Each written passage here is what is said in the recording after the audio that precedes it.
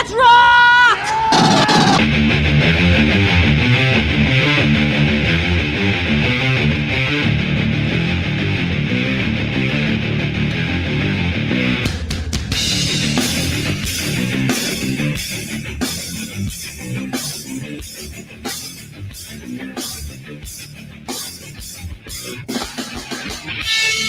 You ready to have your beliefs challenged today?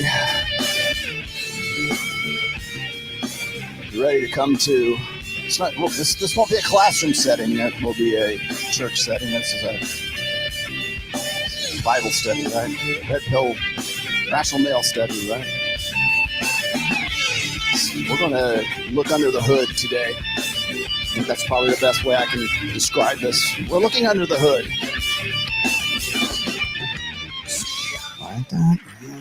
Don't worry, that song's coming up on the next Trial of Ascension album, just to whet your appetite. There's going to be 10 people that are going to say, hey, where do I get that song? Yeah, right? All right, let me introduce you to the glory that is Lateris Whitfield today. Here we go, all right? Out of you. Sorry, I have to switch over the audio. It always happens, doesn't it? Hold on one sec. We go much better. Oh, there we go. All right, we're already in. The reason why I don't care about a woman's past, a woman can say she had 25, 35 sexual partners. I don't care about all that. They don't intimidate me because I always say the version of her that I'm going to get, no man has ever had. Because I know how to cultivate that woman. Oh, boy, you preaching. I know how to provide something in your life that no man has ever been able to provide. True. I know how to extract and cultivate something out of you that no man has been able to cultivate out of you. You ready for that? Y'all ready for this? Here we go. Yes, that if you're not familiar with Lateris, I hope I'm saying his name right. Lateris R. Whitfield. That is him. He runs a site, a channel, I should say, and I guess a ministry of some sorts. And it is called Dear Future Wifey. You guys fall in line with that? Fall in line with that belief set, right?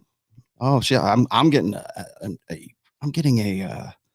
version of this woman that no other man has had before. And you know what? You're right. You are getting a version of that woman that no other man has had before.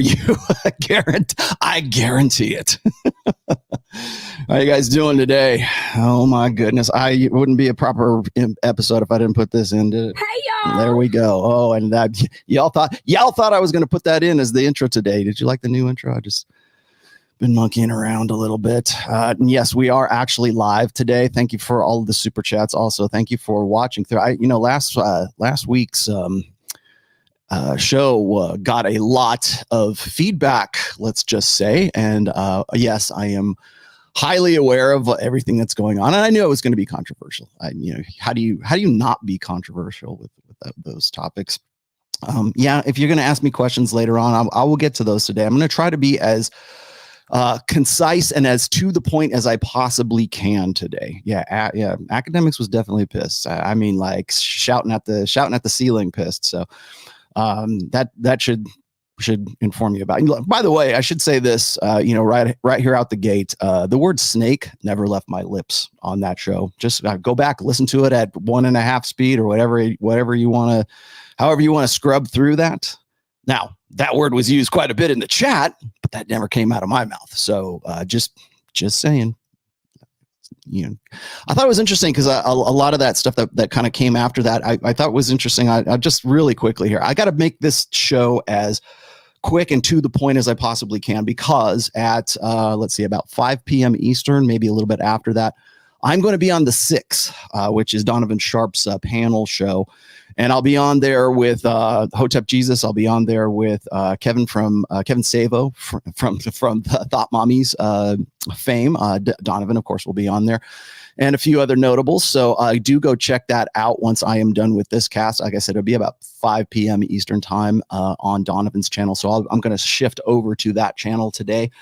Just as an experiment, I'm not doing this. This is not a permanent thing. I will be on. He's invited me to be on the 6th, and if I can make it work out, like scheduling and logistics wise, I will do it as much as I possibly can. So, but I agreed to do it because I like the people who are on it. Of course, Donovan and I have had a relationship, not in the biblical sense, but we had a relationship for quite some time. And of course, you know my relationship with Hotep Jesus and Kevin and everyone else. So.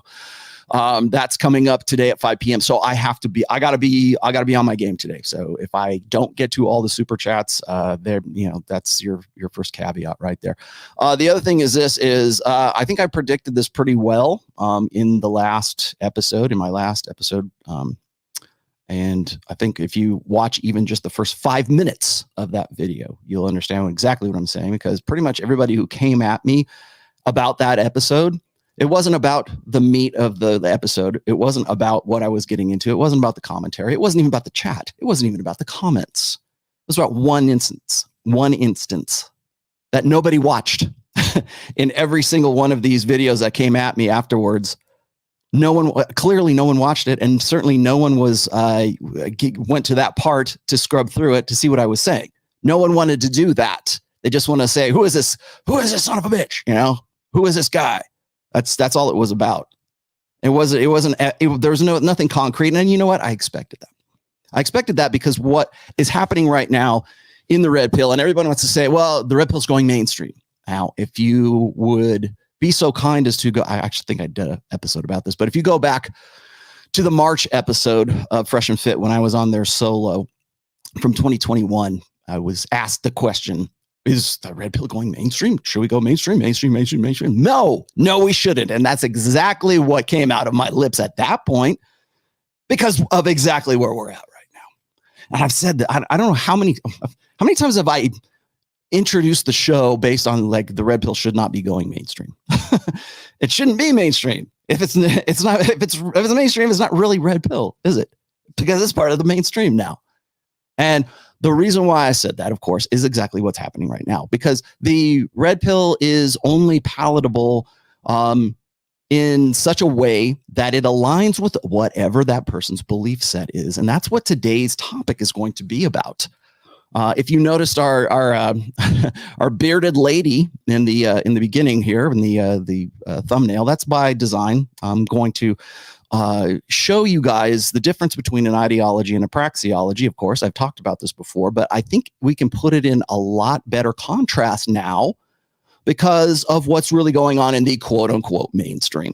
And I think one of the things we really have to define before we start here is, what is the mainstream? Is it Dr. Phill? Because I turned down an opportunity to go on Dr. Phill in 2020. So did Donovan Sharpe, for that matter, too. In fact, if you want to ask us about that, you can go and ask us about that at the 6 in about 2 or 3 hours from now. Okay. You really want to ask, did we really get asked by the people from Dr. Phill? Yeah, we did. And it was right around the time that Tomi Lahren was going off at 28 years old and having her little epiphany phase freak out meltdown. Right. And of course, what they wanted to do was put me on Dr. Phill with actually Dr. Warren Farrell as well. So it would have been myself and Dr. Warren Farrell versus Tomi Lahren and some other feminists that they had, some notable feminists on the opposite side. So they could just basically have their YouTube blood sport and or their show, commercial TV blood sport, for whatever passes for that. And I thought about it long and hard, and first of all, there's no money on the table. They were going to fly me down and put me up in a hotel, I think. But remember, this is during COVID, like the very beginning stages of COVID. And so I said, you know what, this is not really worth it for me to go and do that. And yeah, exactly. And Dr. Phill is 20th century thinking. He is old order thinking. And easily disproven. And that, I think, is really the main conflict. That's why I turned him down. And I think maybe to a lesser degree, maybe Donovan did as well, is you're not going to make a point. You're not going to change anyone's mind. You're not going to change anyone's belief sets. And that's why it's very difficult to be in sort of red pill spaces right now. because it becomes a point, or it becomes an issue of diminishing returns. And I'm going to show you just really quickly here, because this is going to set up the rest of this episode. And I need to put this up and be very, very clear and speak in as bonehead basic English as I possibly can. So the first thing I want to show you guys is this chart right here. Okay. You've heard me talk about the law of diminishing returns.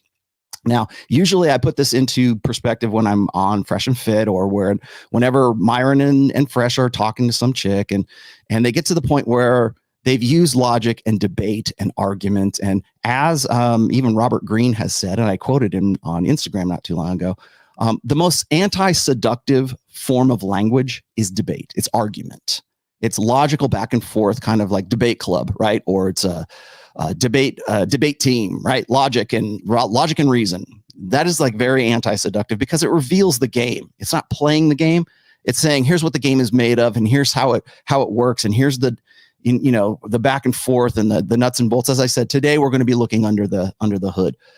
And so whenever you get to a point of debating, or you get to the point of putting out studies and stats and numbers and data, and you're dealing with people who are unprepared to, generally speaking, you're dealing with people who are unprepared to have a counter argument.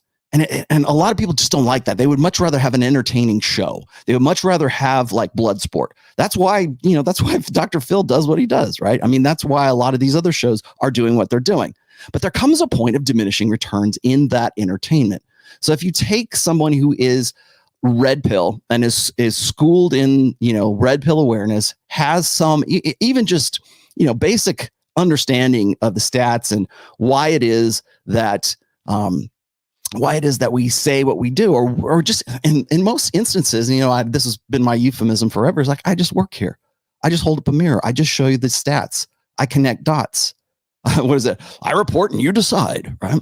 Well, there comes a point in that conversation, what I call the diminishing returns. And when it comes to women, it's usually a want to return to an emotional debate rather than a rational debate, or an emotional high, as opposed to, oh, I really understood something. Thank you for educating me. Thank you for teaching me. Because in that moment where a woman sort of concedes, I guess, that doesn't feel too good.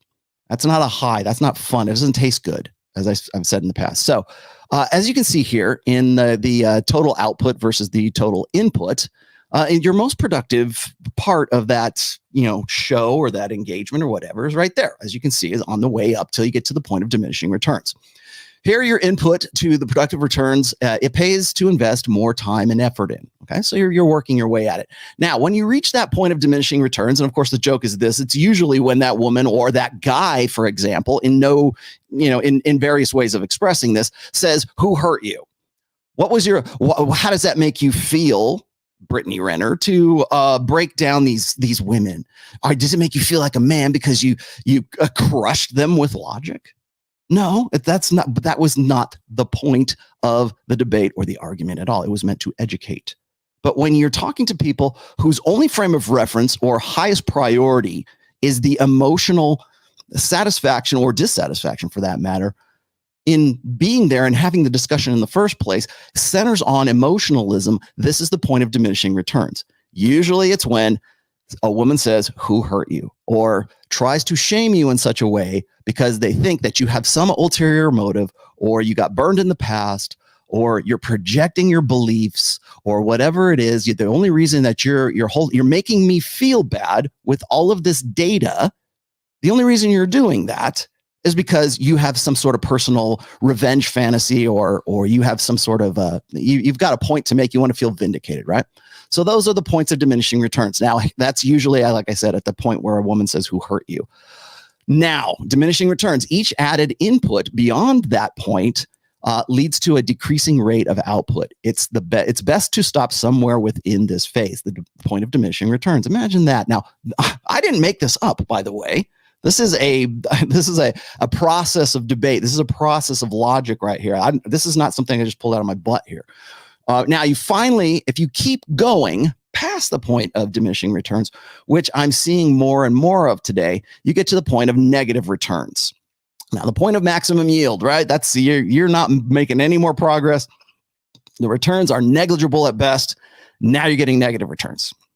Negative returns never get here.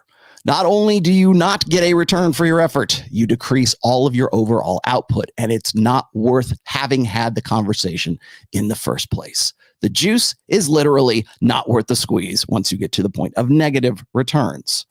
So bear that in mind. Put that in your notebooks today, class, because we're going to be coming back to this a lot on this episode today. So let me get back to some of these really quick. Women can only get so far. We have all been screaming like feral cats. With knowledge movement in regards to the most recent issues. Yes. Okay. Recent issues. What would those be? Missouri man, I think COVID has exposed just how much women rely on needing and finding security. Every video I've seen has been a woman screaming about masks. Yes. And women at the gym. Every woman at the gym is still wearing them. Let me go one better, Missouri man. Go to any airport in the United States, and God forbid it's a big hub like, say, Miami or Denver or Dallas. Go there and look around. Spend 5 minutes in any U.S. airport, and I agree with you. Just put it that way. Let's see. Pine, Ohio. You confirmed factually and explanatory everything I knew intuitively, but were not sure before I started to listen to you. Yes, that's one of the major benefits that people. Well, I'm gloss myself here. But one of the things that a lot of people say is like, well, I think I knew all this stuff before. I was kind of trying, it was just sort of on the edge of my awareness, and I just couldn't articulate it, or I couldn't find the words for it. And then you read my book, or you heard me say something or offend somebody, I'm sure. And here we are. But yeah, maybe it's a blessing and a curse, my friend. Caught you live. Oh, good. Thank you. I'm glad you like me live. Dude, Desi. I have an uncle who gives me relationship advice, and one thing he does tell me at all times is that every woman is different. And how would you respond to that? Here's what I would respond to that. That is what's called the fallacy of individuation. That means everyone is a special snowflake. No one is knowable. There are no predictable outcomes. There are no predictive frameworks. Everyone is a random force of nature. Women are chaotic, and you can never know their true nature. And by the way, that is deliberate. The less you know about women, the more power they have over men. And it's always been that way. And God forbid any guy open his mouth and say, I know something about women, because you will automatically be met with ridicule. That's the lie of individuation, by the way. So I'll tell you what's funny is, and I was considering throwing Sam Vankin in there here today. If I have enough time, I will.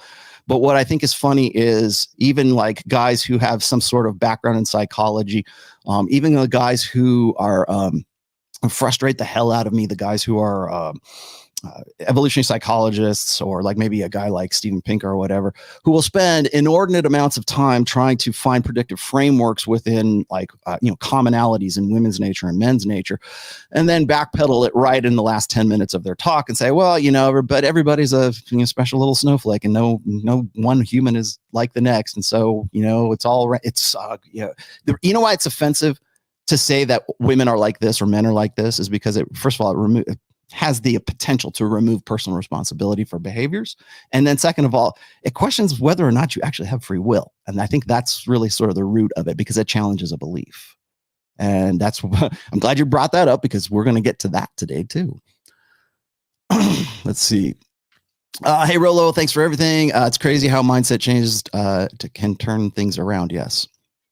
Think better, grow stronger, my friend. Rich with the bomb. Thank you. I got to do something with Rich again soon. I'm beginning to. I miss you, Rich. I'm beginning to miss Rich. Maybe I'll have him on my show. I'm always going on his show. Maybe I'll have him on my show at some point. What is this? Hello from Israel. Oh, that's where that very expensive guitar came from. Yes, from Israel, from an actual handcrafted luthier by the name of Omer Detmer, I believe is his name, from OD Guitars. A exceptionally rare. That's actually a one of a kind. that is a one of a kind. That is an individual piece. Let's see, what else do I got going here? Because I'm going to catch up. Oh, somebody. Oh, hi. Thank you for whatever 60 dollars is in your currency.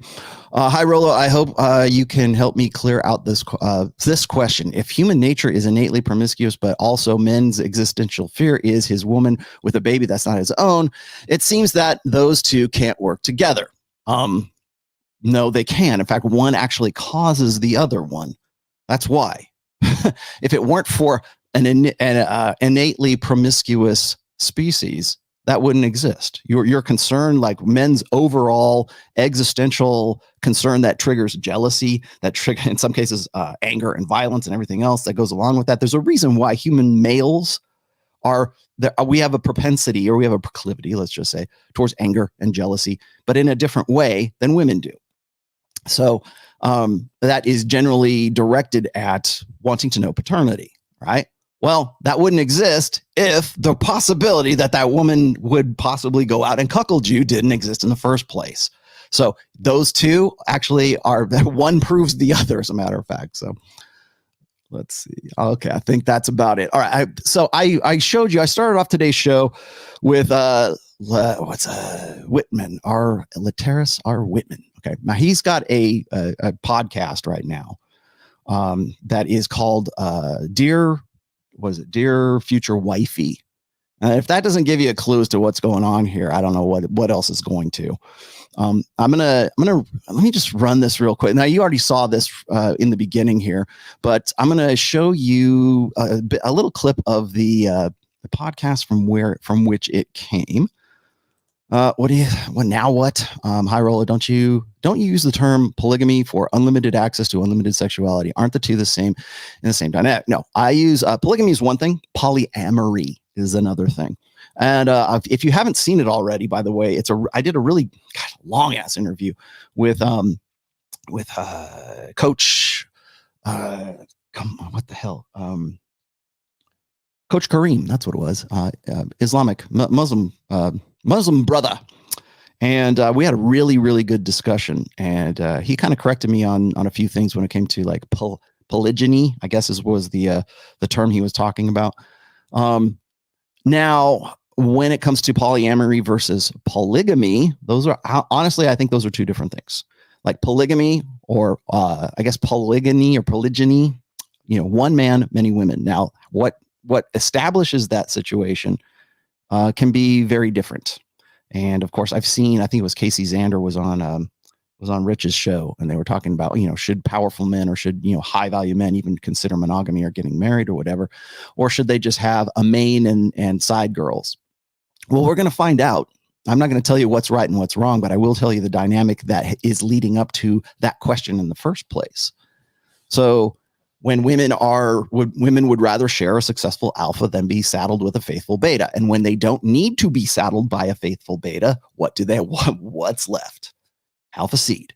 And that's what they're going to go for. And so now you see a state of polygyny, I guess. I hope I'm saying the word right. Anyways, one man, many women, that is established not by the man, but by the women, because that is the most logistical, logical way for them to have a relationship and hope to God that they can lock this guy down sometime in the future. But in the meantime, they're more than willing to share that guy with other women because they don't like their prospects with any of the beta males, and they don't have to like those prospects because they're already satisfied more or less perceptually with provisioning, protection, and parental investment from the state, from their own careers, from their own, I'll make my own damn money. They're alpha male boss bitches, whatever it is.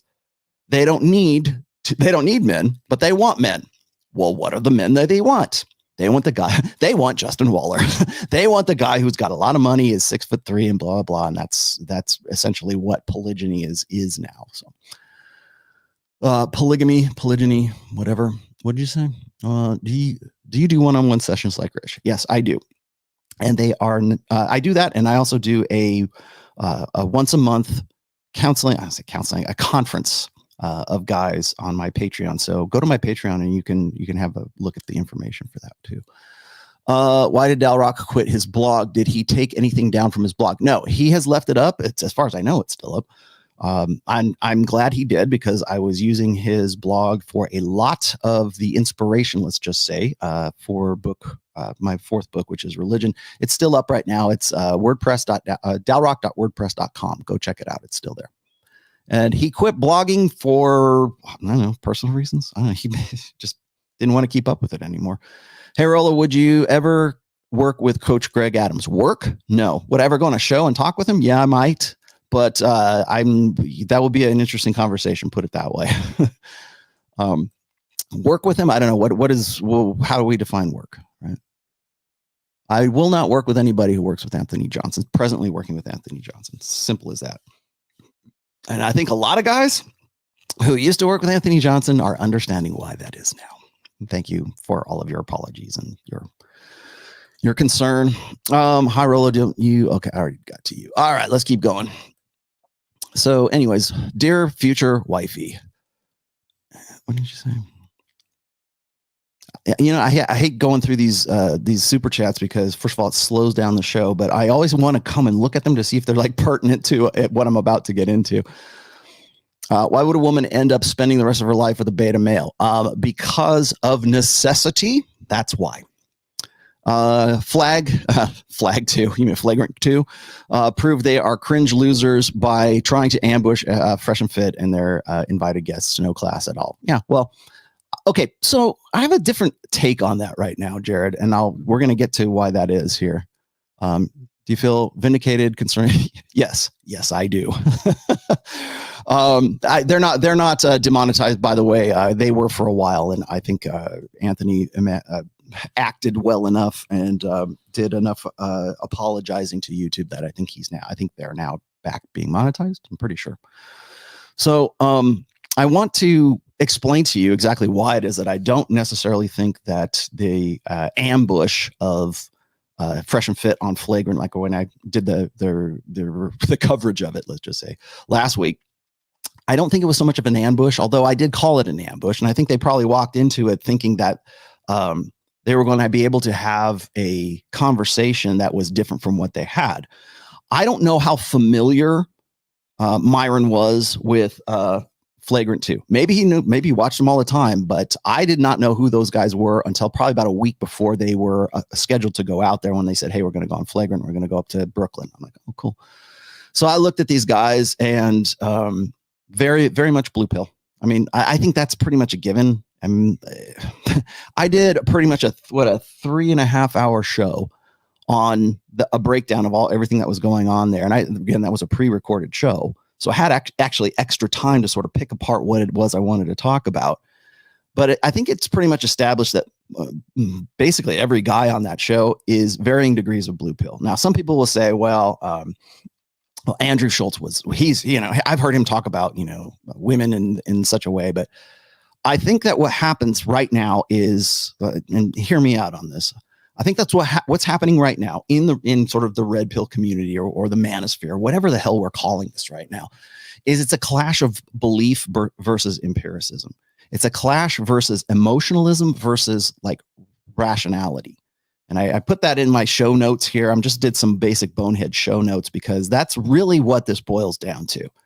When I look at the other critiques of that show, and you know who you are, when I look at other critiques of that show, everyone wants to say that, Fresh and Fit got dressed down. To my knowledge, I'm the only one, with the exception of maybe one other guy, who really went in and did an in-depth and did a play-by-play and talked about each thing that was being discussed back and forth. And I didn't even get through the whole video because it was a very long video. But I think I'm probably the only one. People say, well, you're defending Fresh and Fit. Well, no, what I'm doing is I'm analyzing the argument from one side and the other side. And when one side, such as Flagrant 2, such as Brittany Renner, such as the girls that are on Fresh and Fit, you're looking, or the man, whatever it is that was on Dr. Phill with Matt Walsh, we can look at that. We're going to look at that here in just a second. What you're looking at is emotionalism versus rationality versus empiricism versus reason.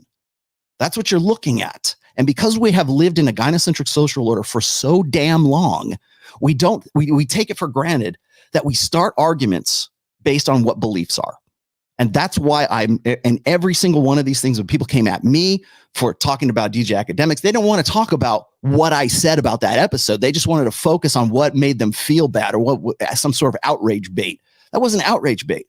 I was being as rational and reasonable as I possibly could in that analysis. Also with Flagrant 2. Also, when I talk about Brittany Renner, I think right now I was considering doing a Brittany Renner show and sort of doing the breakdown there. I'm like, I would much rather look at a bigger picture at this point. I've done Brittany Renner before, not in the biblical sense, but I've done Brittany Renner before. That's what, like I said, that's where we get, that's where we get stepdaddy season from. She is nuts. She is certifiably clinically bipolar. Look at her Instagram. It's still there. I can show you video after video after video where she is just rambling incoherently. She is unwell. Let's just say she is definitely unwell. But because she's this, this figure, because she's certainly an 8.5, maybe a 9. She's certainly an attractive woman. But we look at her behavior and look at, when she's like sitting on a couch drinking a glass of Chardonnay and rambling about men ain't shit, then I can only go by what I see, right? Sorry, perception, but that's the perception that you're putting out there. So when I look at that, I go, that is emotion versus reason. It's not about ideologies. And that's why I titled today, the title of today's show is The Red Pill's Not an Ideology, because that's what everybody wants to make it. Even when they don't know that they're doing so, they can't think of it in any other frame of mind. They can't think of it in logical, rational terms. It's always, the ideology of Fresh and Fit is this. The ideology of Akash or Andrew or Brittany Renner or Ruslan or Dr. Jordan Peterson, that's their ideology. And it's this clash of ideologies. No, it's not. It's ideology versus empiricism. It's ideology versus here are the facts. And what happens when you have that kind of conflict between those two elements, emotionalism versus reason, people always want to get to the point of diminishing returns as fast as they possibly can. Because if they don't like what you're saying and they don't have a counter argument and they haven't maybe even not thought about the data that you're presenting to them, it conflicts with those beliefs. It conflicts with an ideology. So you have empiricism conflicting with belief. And I wrote about that in my 4th book, Religion. In fact, there is a dedicated chapter. It's called Beliebers. And I don't think I've read this on the show before, but I'm just going to read you a quick snippet of it here because I have it up. And I wanted to throw this out there because this is something that's going to sort of put everything into context for you in this show. Okay.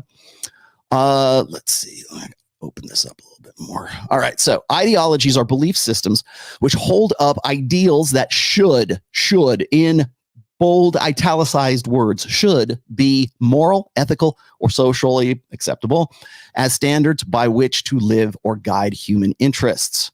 Humanism, Marxism, religion, chivalry, the Boy Scout credo, like I promise to be faithful and loyal, whatever those, I don't even remember what they are now, are all ideologies. Those are practices. Those are best concepts. These are how we're going to apply these are concepts we're going to apply to our life because this is what we believe in, right? Values, virtues, whatever. They establish higher meaning towards which we should aspire to and celebrating unifying beliefs that in theory should guide our lives. Sometimes ideologies spring from practical empirical wisdom, but most are deontological, meaning they are belief sets. Okay? Actions are either good or bad according to a set of rules, irrespective of the consequences of those actions. That's ideologies. Okay. Praxiologies, because people don't know what the big word is. So now I'm going to explain to you what the big word is. Praxiology. Go look it up on Google. Take the time, educate yourself, and you'll understand where I'm coming from. Praxiologies are not systems of belief. They are systems of practice. They are not concerned with whether or not something lives up to a preconceived ideal. They are concerned with whether or not something actually works.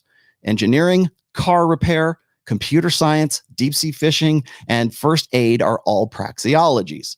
The red pill is a praxiology, not an ideology. My good friend Ryan Stone once said, it's useful to think of the red pill as a Chilton Auto manual of intersexual dynamics. For the sake of simplicity, we can go with the definition posted by Wikipedia, which I quoted, Wikipedia, Boaz. You know who I'm talking to. Here it is. I cited the source. Thank you very much. Praxiology is the deductive study of human action based on the action axiom. Now, what is the action axiom? Big words, I know. An action axiom is an axiom that embodies a criterion for recommending action. Okay. Action axioms are the form of, are of the form. If a condition holds, then the following should be done. Best practices, proof of concept. I think you guys have heard me say this before when I was talking about the rebel capitalist thing. Okay. Best practices. From what we know at this time, how can we form best practices? That's also called a predictive framework. What can we predict and how can we respond to what we think is going to be the most likely outcome? You do this every time when you go and you do Charlie from Cultivate Crypto, right? Well, you can't foretell the future, but we can look at what's happened up to that point. I would argue that what Charlie from Cultivate Crypto does, he's also a praxiologist, right? It just applies it to something else. I apply it to intersexual dynamics, okay? As a praxiology, the loose science of intersexual dynamics that the red pill presents provides men and women with a predictive framework around which we can form a set of best practices, i.e. game, right? Pick up whatever you want to call it, game, socializing. What's the best thing to do as a red pill guy? What is the best thing well, now I have this awareness and I think that I can use this and leverage this to my best advantage. What should I do? Well, that's according to the individual. So the framework and the general, praxiology, the general science, I said loose science, what does all that tell us? Well, we have the Chilton manual. Great. Okay. Now, how am I going to use this to my best effect? Well, I'm a little fat. Okay. Well, I got to go to the gym. Great. Praxiology, best practices, done. Go to the gym, get slim, get a six pack, right? Well, what else should I do? Be on your game, chase excellence. Wow, great. Sounds like a best practice. According to the data set, that sounds like a pretty good practice. Okay, awesome. Now, you learn game, socialize, like game, was it make muscles, make money, learn game? Okay, how do I learn game? Well, you're going to buy my 5th book when I have it published, hopefully by the end of this week. Depends on how long it takes Amazon to approve. Now, so all of those are practices that come from what? From the praxiology that is red pill awareness. I am not in the business of making men better men. I am in the business of giving men the tools that they need to make themselves better men. So when people say, well, aren't everybody special individual little snowflakes? Yeah, but they all have to work from an operative state. They all have to work from whatever the best information that they have at that time and then build a life accordingly by best practices. There you go. This is not an ideology. This is not a movement. Get that through your heads. I know it's really tough. I know people don't like to read, so I have to spell this out in no uncertain terms, okay? Now, here's the thing. Red pill praxiologists generally bring the following assumptions to a debate.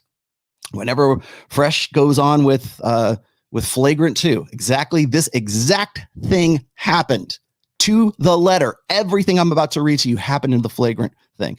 Happens quite a bit, quite often on the After Hours show. But it is, and it's certainly, all of this I'm about to read to you certainly happens and certainly applies to when Matt Walsh was talking to the bearded lady. Okay, here we go. Red pill praxiologists, and I'm not saying Matt Walsh is, but I'm just saying this was the debate that was going on.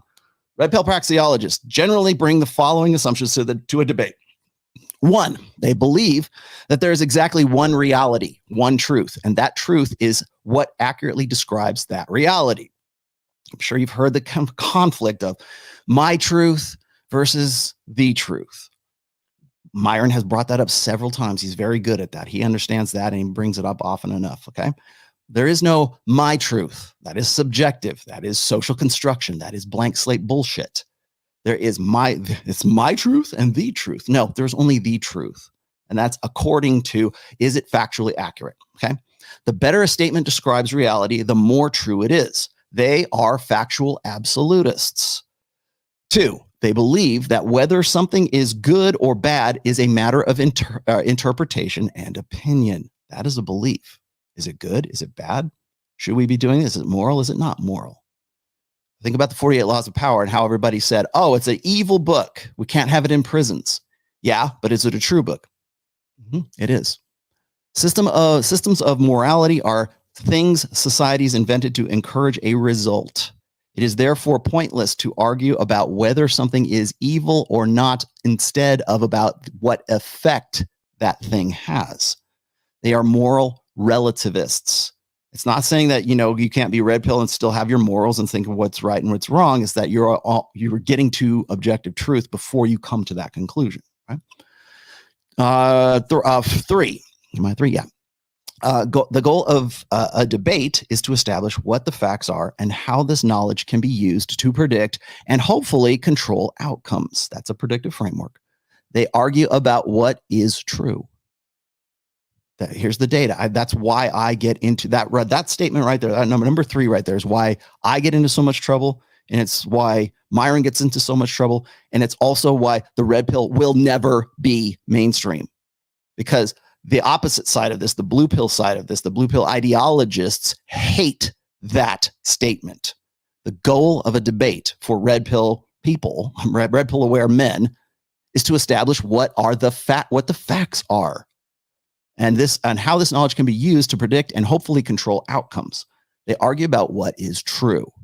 So it's data versus feels. Feels before reals or reals before feels. What is it going to be? They believe, now here's number 4. They believe that debates are a cooperative process between 2 or more people who have the shared goal of achieving a more accurate picture of absolute reality. So we're trying to get to an objective truth by having this argument or this debate or this talking, having this back and forth, this conversation. While people may stick vehemently to their positions, they can also reverse them if new information comes to light. So it's only written in pencil, right? Because the only real attachment is to the truth. I have said this many times, and I've heard I'm repeating God's side, by the way. I have an obligation to objective truth. That's why I do what I do. I'm not going to, sometimes that truth, it sucks to me too. It's not that I'm trying to piss you off. It's not that I'm gleefully saying, oh, here it is. Look, girls are going to hit the wall.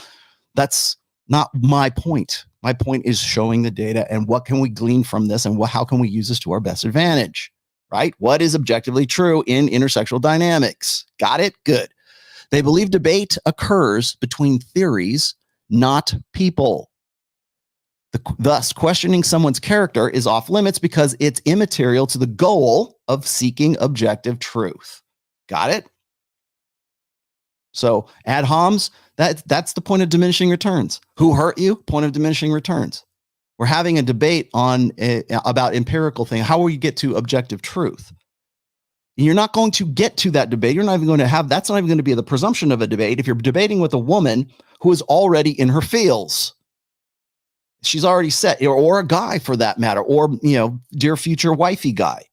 I can show this guy, and I'm about to show this guy exactly the data on, high body count women.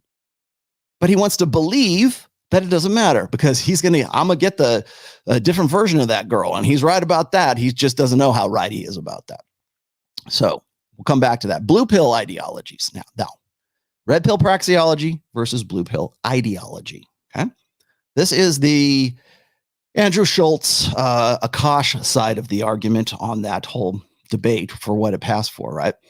Blue pill ideologists generally believe the following assumptions in a debate. That they form a debate, I should say. 1, they believe that reality is subjective and what is true is simply a matter of who you ask. What is called truth is simply a codification of someone's perspective, and it's therefore pointless to argue about what is true. They are factual relativists. So what isn't the point. What should be is the point.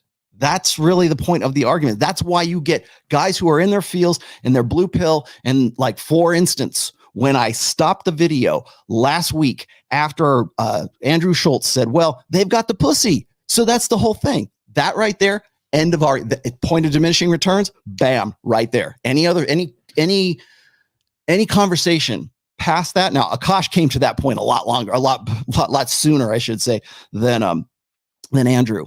But once he got to that point, correct me if I'm wrong, Myron. Hopefully you're watching this. But at that point, you're rolling your eyes and everybody's like, okay, I'm out, done, click, I'm out of here, because that kills the argument. because that is a belief. Well, they've got the pussy, so that's why we do what we do.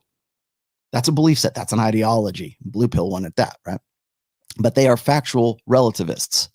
Number 2, they believe that there is exactly one set of moral rules, which is known as a dentology. Go look it up. It's a big word. Sorry.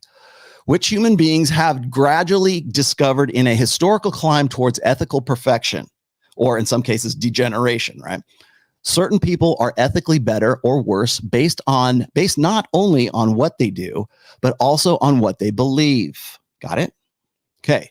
They believe that different ethical systems exist, but they can only be ranked from ethically worst to ethically best based on a sort of meta ethics, whereby they can be tested for a degree of compliance with the one absolute set of ethics that underlies reality.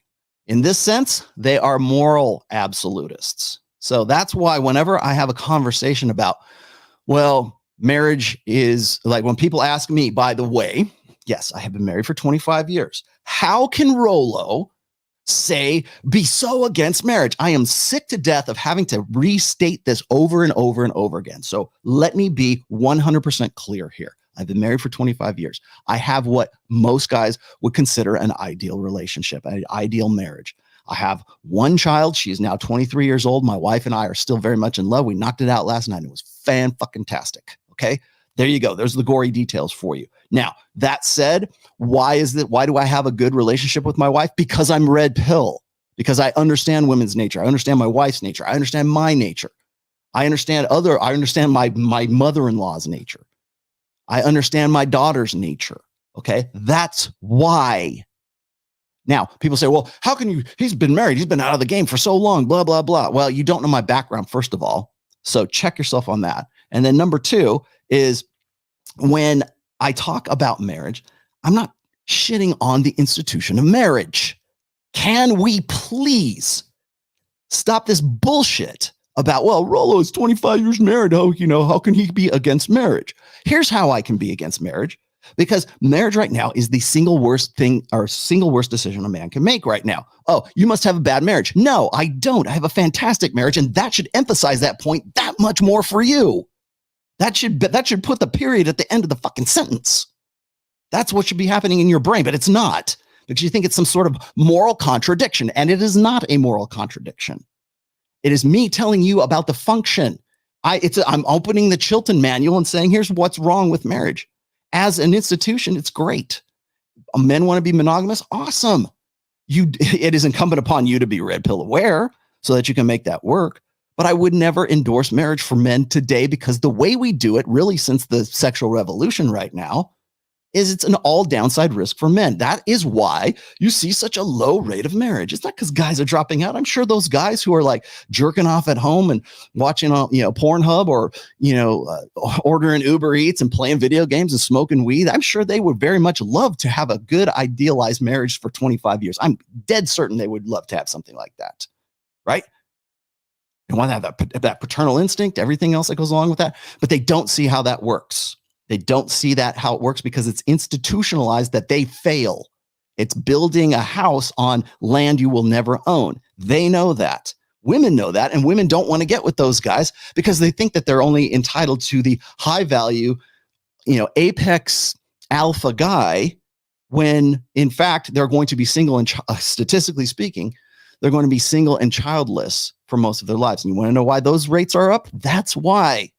That's not because they're not taking responsibility, or it's the end times and oh my God, Armageddon's coming or something. No, it's a set of conditions that we can trace back and we can understand, instead of going, oh, well, I guess it's just subjective. I guess guys are just, worthless piece of shit today and they're not on their game anymore. Yeah, well, there's no incentive for them to be. So when I talk about marriage, it's not that I don't think marriage is a good idea. In fact, I wish every guy on watching this video could have a great marriage. I really want that, but I can't do that because of the way that marriage is arranged, certainly in Western societies right now. I said the same thing when I was on with Coach Kareem. So get it out of your head. Get it out of your head that, oh, well, Rollo's married, so he can't speak of this. Bullshit. Because I'm married, I can speak to this. Okay, so then finally, last one here is, the last two here is, the goal of a debate for the blue pill ideologist is to establish what is morally better and what everyone should do. They argue about what is right. And that right comes from the emotional side of an argument. It feels good, it feels bad, therefore it is right or it is wrong. You're a bad man. I've had guys like I know I keep bringing his name up, but like Chris Williamson, I think his name. But he's not the only one, by the way. But it's like, oh, Rollo's what he says is truthful anger. He seems so angry and so gleeful and blah, blah, blah. No, you know why it seems that way? Because the language of empiricism and the language of objectivity, the language of a guy who is a moral relativist, the language of a guy who is concerned about what is true, that language of empiricism sounds like anger. It sounds like hate. It sounds like glee to a guy who's debating. Only frame of reference for debate is what's right and what's wrong. So you can literally have Rob Henderson on. You can have Steve Stewart Williams. You can have Jordan Peterson. You can have David Buss. You can have, run down the list of guys. They're quoting exactly the same data that I am. You won't have me on your show because what I say and the dots I connect piss you off. That's why. It's because you want, well, Rollo's a bad man. He's very, very mean. No, I'm not. I'm saying the exact same thing. And I think little by little, some of these content creators are starting to come to that realization. When I post this guy, Latarius Whitman, and we see the guys like, very much sort of very blue pill, or you look at Akash, very blue pill. We see that sort of inconsistency. And the reason you're seeing that inconsistency is because it's belief versus data. It's belief. Here's what I believe. I really strongly believe that every guy should get married, right? Akash had been married. He found his dream girl, right? He found his soulmate. I'm sure probably Andrew Schultz will probably say something similar to that effect. You want to know why people got so pissed off at Fresh when he was talking about Miranda? Oh, why? Because I think she's the one. She's really special. That why there was a trigger moment right there? It's because belief versus empiricism. The guys who are like the black pill doomers are the guys who say, "Oh, Rollo, he's not listening to what you say. Why would you ever want to get married?" Blah blah blah blah blah. Okay, that's on Fresh. First of all, second of all, the reason why you have that conflict, sort of internal conflict, is because of a belief set and because of empirical data. Why would anyone get married today? The juice ain't worth the squeeze. Okay, how did you come to the conclusion that the juice ain't worth the squeeze? You had data, right? So that's that. And then last but not least, so they argue about what is right and what's wrong. Last, they believe that debates are a competitive process between two people. Keep that in mind. That's the most important thing to remember about the blue pill ideologists, okay? They believe that debates are a competitive process between two people. Oh, he really got owned. Jordan Peterson destroyed Rollo. DJ Academics destroyed Rollo. Whoever destroyed whoever, right? It's a competitive process. Who's right and who's wrong? Whose ideology aligns best with your own? Well, when I'm putting out facts and I'm just saying, hey man, I just work here. Here's the data I came up with and here's the dots I connected. If that goes against your ego invested ideology, then whoever is defending that is going to destroy that guy over there. It's like professional wrestling. That's what I mean here. Competitive. It's a competitive, like who's the right and who's the wrong. It's not about who was right about the truth. It wasn't say, okay, he spoke the truth and therefore that's, okay, that's a valid cogent argument, blah, blah, blah. No, it's about who destroyed who. And that, my friends, is rooted in what? Emotionalism. Yes, it is. Whatever made you feel good. Oh, God, man, so it's cringe. Cringe is an emotion. Revulsion actually is what it is. Feeling good, like, oh, we gotta win. Take the L, brother. That's all emotional. It's an emotional argument. Okay. So between two people who each have the goal of establishing, the goal of establishing their view about right and wrong by attaining a state of moral ascendancy over the other person.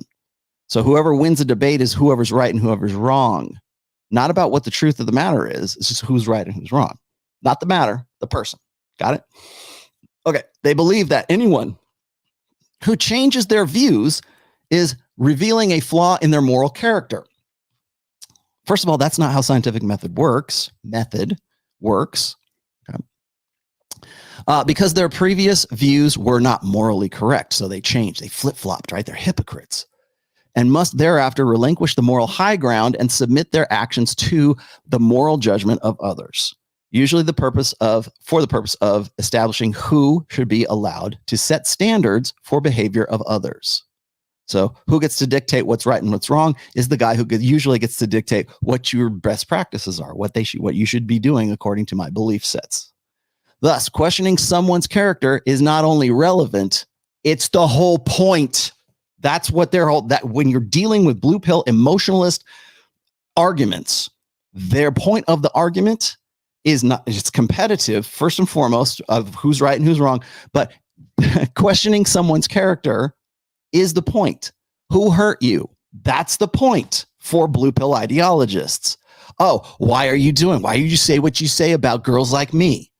Because, well, no, we talk about women in general. Doesn't matter because I'm a girl and it made me feel bad. So why am I like what you said what you're saying about girls? It's not just them, it's me.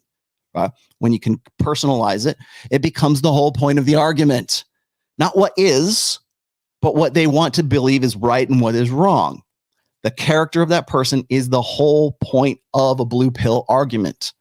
That's why you have the conflict between a guy like Akash and Fresh.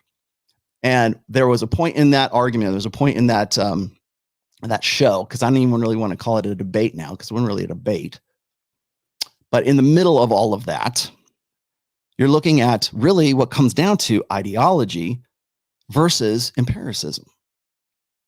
Ideology versus here's the stats. What do you have to say about the stats? What do you have to say about the data? What do you have to say about here's the evidence? What can we make from the evidence? Doesn't matter because you're a bad person for bringing the evidence up in the first place. That's the thing. The whole point of the debate is that. And here we go. And I'm going to show you here. You want a classic example of that.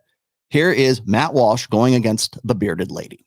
Someone dies, okay. We could dig up their bones 100 years from now. We have no idea what they believed in their head, but we can tell what sex they were, okay. Because it's in. Well, this is one of the problems with this left-wing gender ideology is that no one who espouses it can even tell you what these words mean. Like, what is a woman? Well, can you tell me what a woman is? No, I can't. Because it's not for me to say. Womanhood looks different for everybody. Okay. Number one. Okay.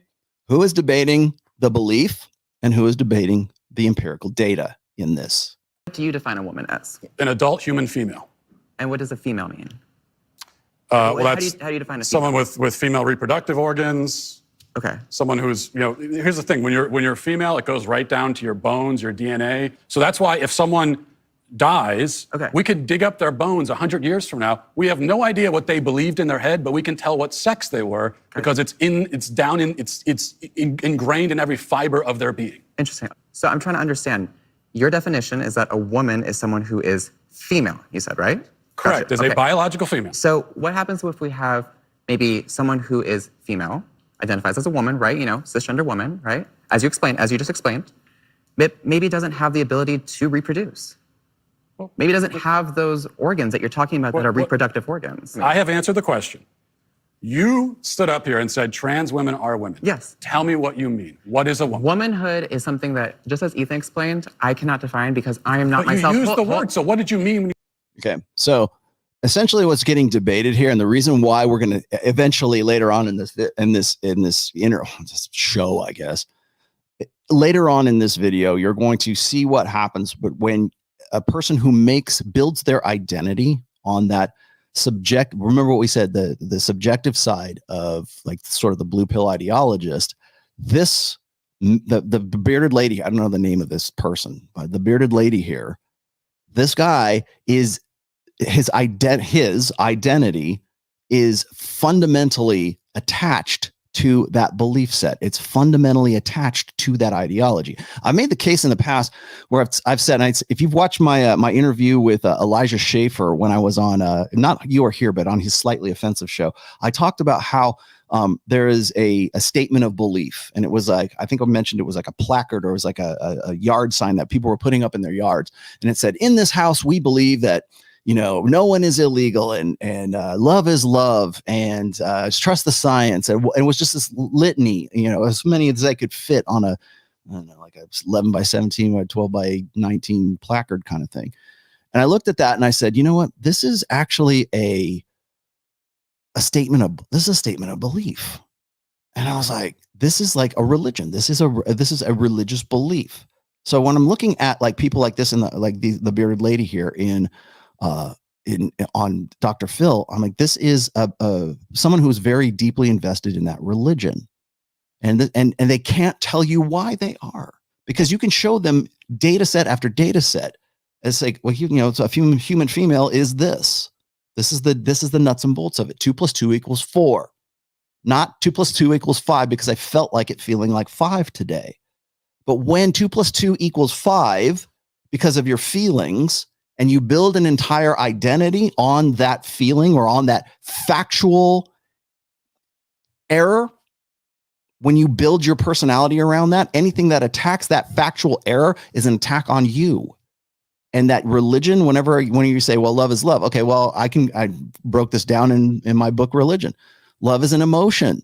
I can break it down in nuts and bolts. I can show you, like, why do I get addicted to that girl? I want my girlfriend back. I'm so in love with her. Well, it's not some magical woo-woo, spirituality that makes you do that. It's chemicals, man. I can alter your emotional state on the fly, man. I mean, go take I can shoot you full of Tren, and it will definitely alter your emotional state. Okay. But what I'm saying is that emotions are not magic. They're not why I made that case again on You Are Here with Ariella. Is they're not magic.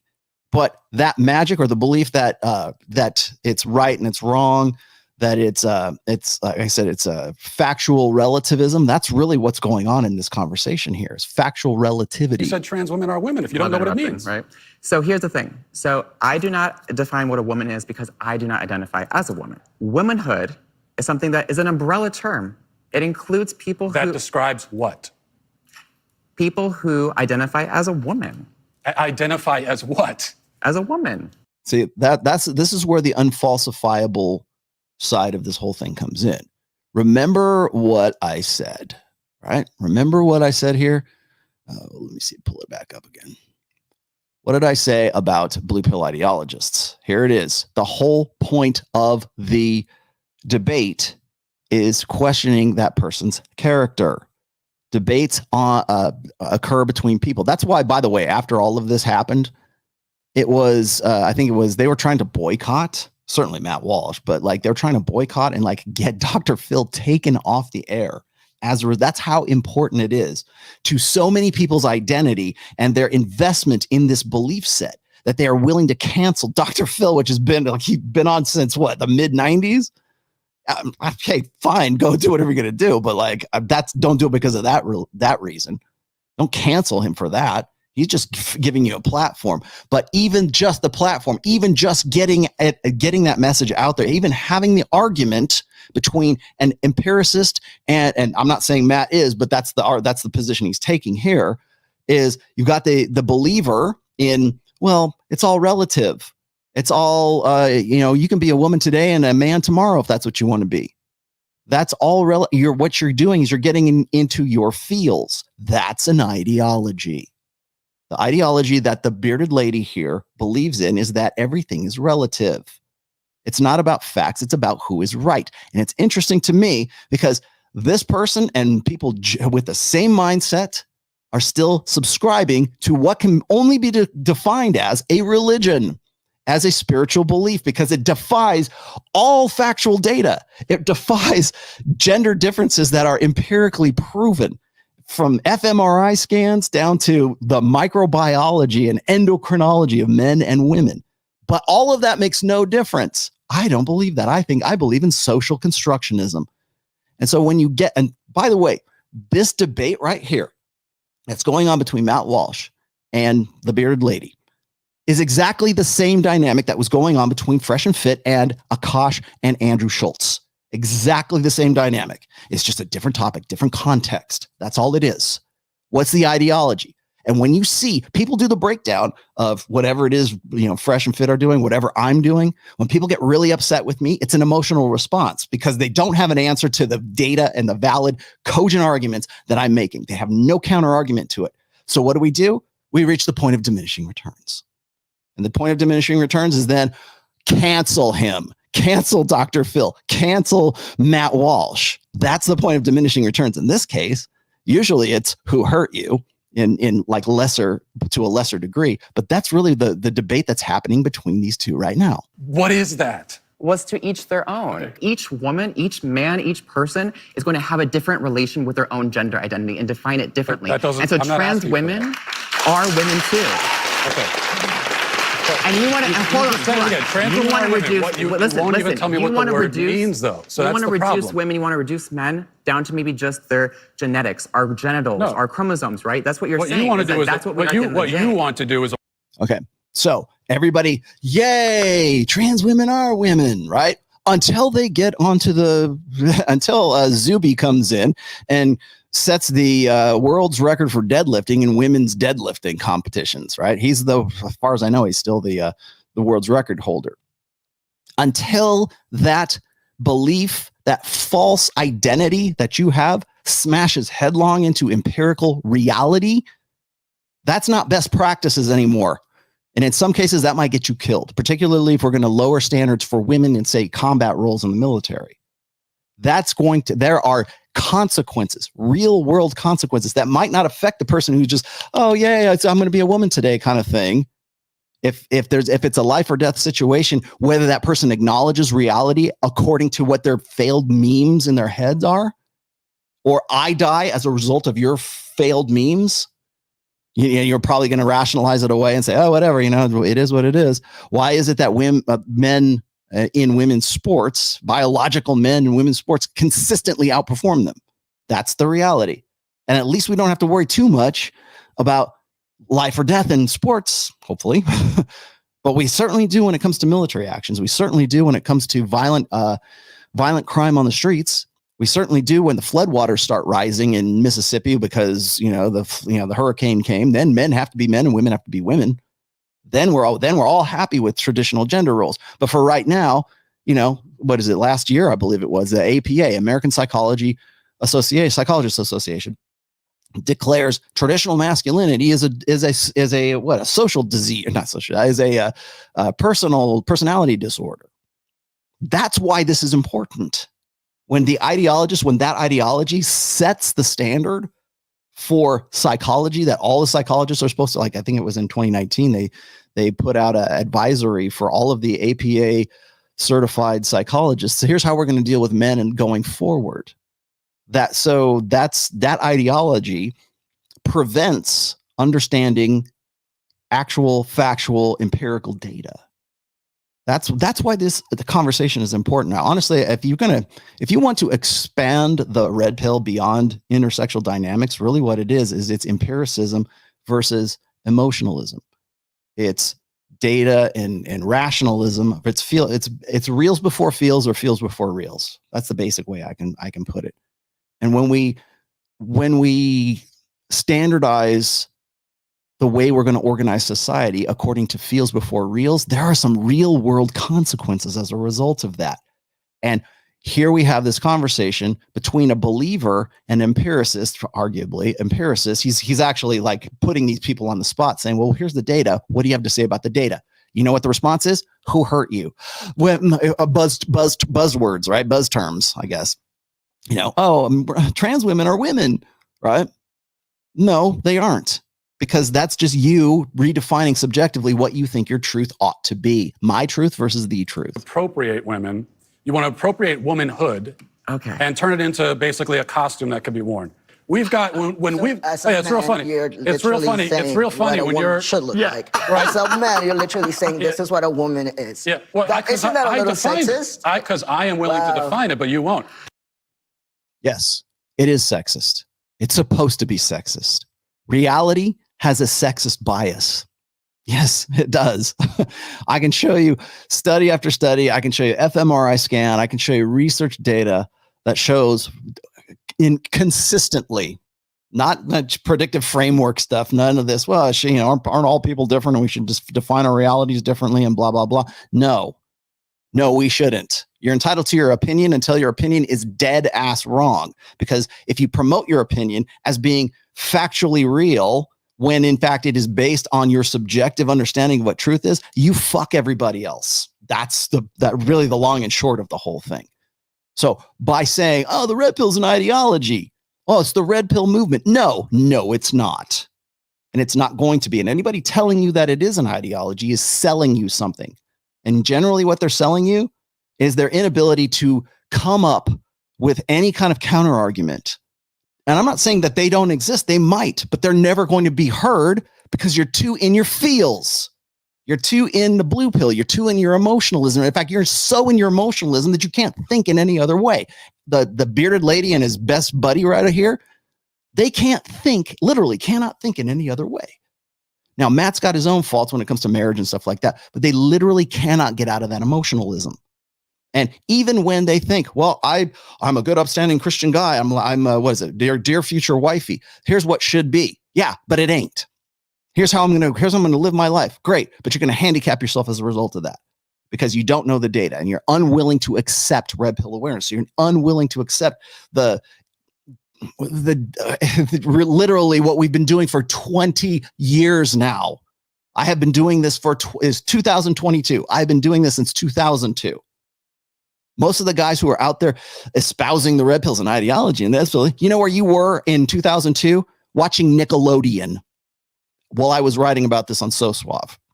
You know where you guys were at that time? You were watching Playhouse Disney or iCarly or whatever the fuck you were watching.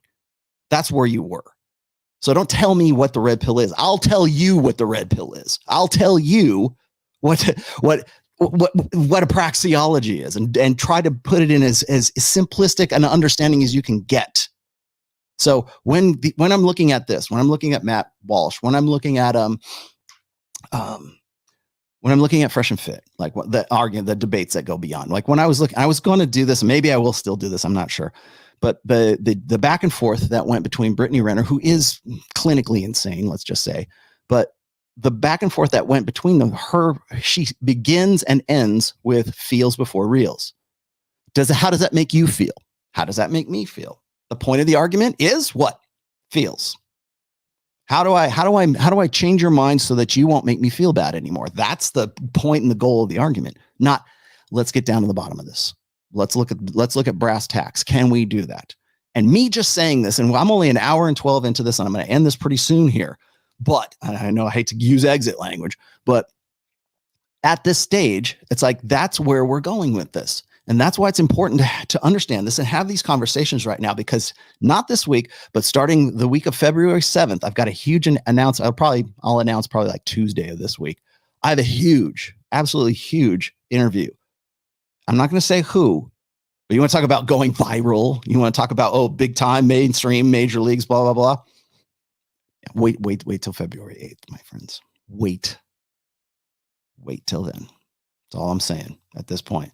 So I've been keeping my mouth shut when all this bullshit's been going on. You want to talk about viral? You want to talk about taking the red pill into the mainstream? Oh God, I wish I could say something right now. I really do. And when I drop it, no, it's not Jordan Peterson. No. Bigger. Let's go higher than that. Let's go as far as like platform and you want to talk about mainstream. And no, it's not Tucker Carlson. Sorry. No, not Rogan.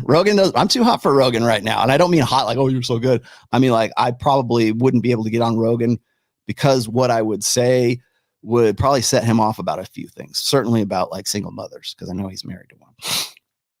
Still waiting for that call, Joe. Sooner or later. Maybe after this one, after February 8th, there's a possibility after that for sure. So we will see. I want to throw this one out here too, because again, maybe. You know what? No, before I do that, let me put this one up here. I want to pull that out entirely, but I had another video for you, but the thing about streaming your video files, like streaming them from your hard drive, is you can only do so many of them, and then you start getting into bandwidth issues. Okay. So this is part of that same Dr. Phill episode where they were having this debate. Now, this is a pro-transgender. I don't know if she is herself or what. She looks female, but who knows these days, right? But this is a pro-trans professor. And she asks Matt Walsh why he cares so much about transgenderism. Let's watch this. Extreme approach that you are admittedly taking. And then there's also just ordinary people that might not be comfortable with the language change. And it just is awkward. And so they're afraid of not being courteous or being accepting. So there's like these two things. There's actually combating and not being, you don't like transgender, the idea of transgender. That's different than pronouns. But then just for most people, it's just feeling a little bit awkward and unsure and not wanting to hurt or offend somebody. Okay. Feels before reals. That's the professor with the neck tats, right? But please, guys, try to get past appearances. Oh, he has a ponytail. Try to get past appearances. Listen to what I'm saying. Listen to what she's saying. It's important to understand the people because these are people who want to create legislation. These are the people who want to teach your children about transgenderism. Well, why is that? Understand that so that you know the nature of their false beliefs, because this is a belief set. They're trying to change the language. I'm glad she brought that up because that's essential to creating this dominance hierarchy of beliefs. And so when you have emotion versus reason, if you can establish emotion as the dominant social order, you can establish, and it already is really, but if you can establish emotionalism in a legalistic, litigious society and say, well, you hurt my feelings, and so therefore it's a hate crime and you go to jail, or you hurt my feelings, Dr. Phil's now off the air. If you have the power to do that, that's very, very potent. I think it was George Orwell who said this. I think it was in 1984. I'm quoting I'm going to paraphrase here, but I think he says, if words have meaning, then meaning has words, or something like that. I think if words can influence thoughts, then thoughts can influence words. And so when we constantly repeat the same thing over and over again, like trans women are women, right? We keep repeating that over and over and over again. Then it starts to become sort of the dominant thought. And it's not so much like, oh, if whoever controls the media or controls the information or controls communication is the one who controls the world, right? That's real power. I think Pat Campbell has talked about that before. Now, true, but it goes beyond that, because if I can put that into your head often enough that it becomes your mental point of origin, if your mental point of origin is trans women are women, then she doesn't have to say a word. And the bearded lady doesn't have to say a word because you're saying it to yourself. Because whenever you see a guy like Matt, and of course they make him look like he's not unlike Fresh and Fit on Flagrant 2, sitting there like he's in the principal's office, waiting for his discipline from the principal. And here's the principal with her neck tats. Now, what is her point? Her point is communication, first and foremost, but she wants to control the narrative. How do you control the narrative? You control it by, buzz terms and killing off anything that is in any way language that will contradict that stuff. So, no, I'm not going on with Gordon Ramsay. Jesus, who said that? Who said that? out of the pool. I'm not going on with Gordon Ramsay. Trust me. No, I'm not going on that. Stop it. You will never guess. You will never guess. You will not guess. Trust me. No, not Dan Bilzerian. Dan Bilzerian doesn't even come close to this guy. So just saying, you guys are going to keep going. Keep going. Yeah. Elon Musk. No, but I think he's been on his show. I think Elon has been on. No, I'm not going on with DJ Academics. Way bigger than DJ Academics, right? More viral. Larry King. I'm going to go to his gravesite. So let's keep going. So when we look at how they present Matt, it seems like he's the hater. He's like this bigot that we have to sort of sort out and figure out, right? Because if we don't, then we can't really understand each other, emotionally speaking. Remember here, the point of transgender woman here, the point of the bearded lady and his boyfriend the point is to turn Matt Walsh into the villain. He's in the wrong. He's wrong. The point of the debate isn't about getting to objective truth. It is about who's right and who's wrong. Well, why is it important for educators to teach about gender identity, gender presentation, and pronouns? Why do you think that's important?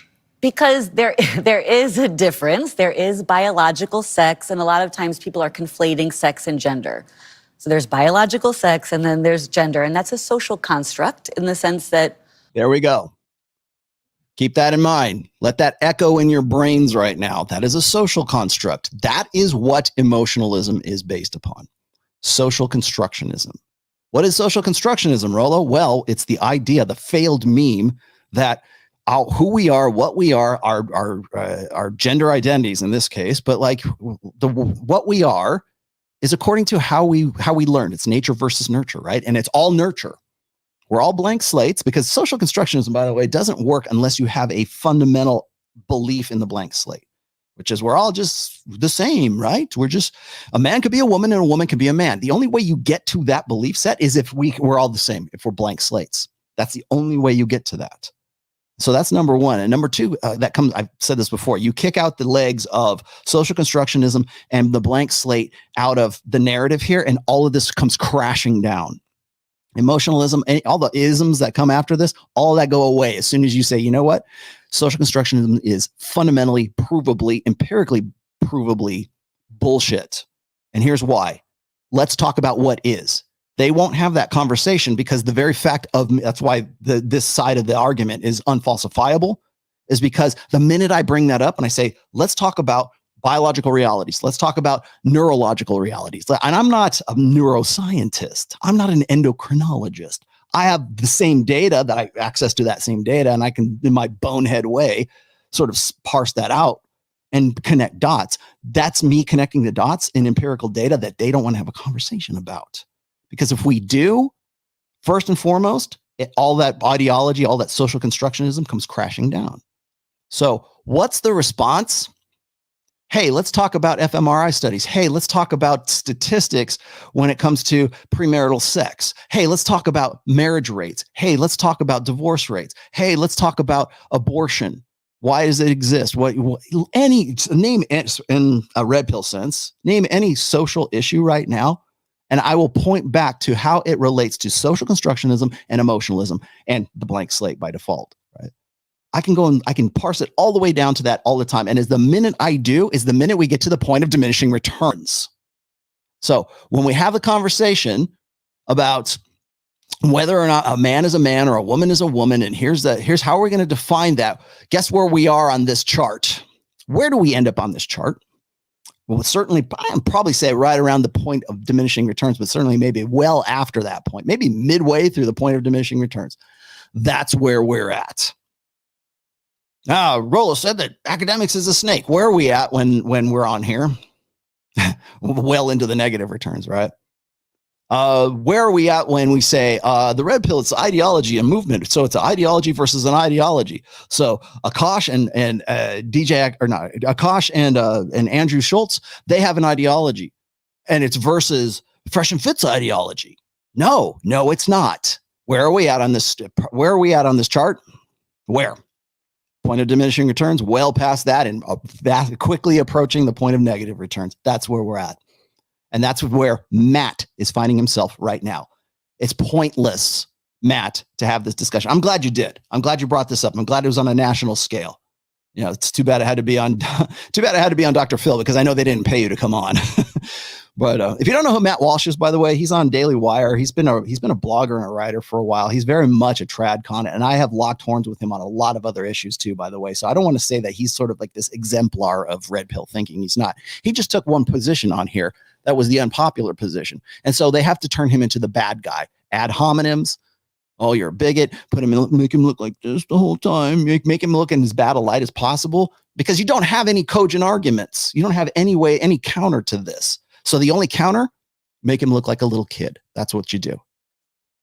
Just because you're born biologically a female doesn't mean you automatically want to vacuum, for instance, which is usually a feminine activity, or conflated that way. And so it's this idea of giving children in age-appropriate ways an understanding that these things aren't set in stone. Gender identity is not tied to biology. You say that gender's not set in stone. It's not. What do you mean? I mean that's just factually incorrect, saying that. So you have biology is the chromosomal makeup and reproduction. Yes, except that it is. Gender is intimately linked. Like how we think about ourselves is like what I get here is that the craziest thing about this whole thing is these are the same people who will say, well, a child of 2 years old or 3 years old knows whether it wants to be, it was born wrong. It was born in the wrong way. Well, Johnny wants to be a little girl and Susie wants to be a little boy at 3 or 4 years old. And you have nut jobs like this, social constructionist nut jobs like this, who want to set the education for your kids, when in fact, she is the one that is factually wrong in all of this. I wish I had them set up for me right now, but there's study after study after study that shows that men are interested in things. And I can go to Dr. Pinker, right? Men are interested in things. Women are interested in people. There are proclivities or behavioral proclivities. There's thought ways, the ways that women think and the ways that men think that are intimately tied to whether you were born with a vagina or a penis. And it starts, by the way, it's like it starts as early as like gestation.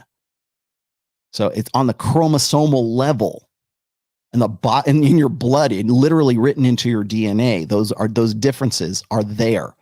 She doesn't want to have it. No, were I to go on here with a lot of data sets and maybe have my iPad with me so I can like look them up and confront her with all of this right there in the present, in real time, that doesn't make for good TV. You got to remember that TV is all about emotion too.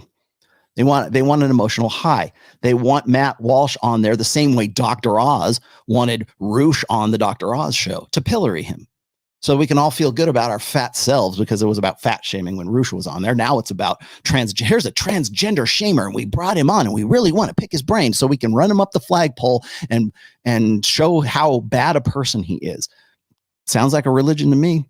Sounds like trying to figure out what your belief set is and a reaffirmation of your beliefs. That's what it comes down to, because more or less the science and the empirical data is not in this woman's favor. Organs and all of that.